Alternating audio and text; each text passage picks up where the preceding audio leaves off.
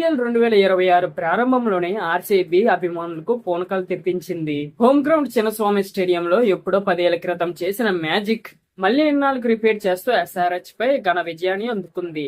బెంగళూరులోని చిన్నస్వామి స్టేడియంలోని ఆర్సీబీ 200 పైగా పరుగులను ఛేదించడం ఇది రెండోసారి మాత్రమే.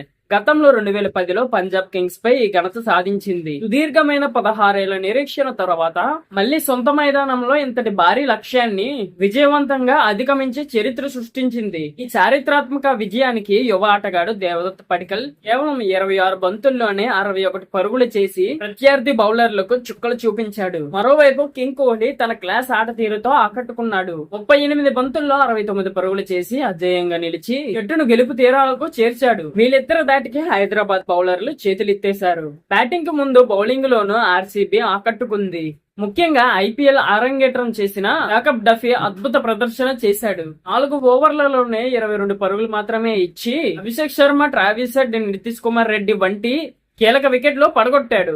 ఇదే ఫామ్ కంటిన్యూ చేస్తే వరుసగా రెండోసారి ట్రోఫీ దక్కించుకునే అవకాశం ఉంటుంది.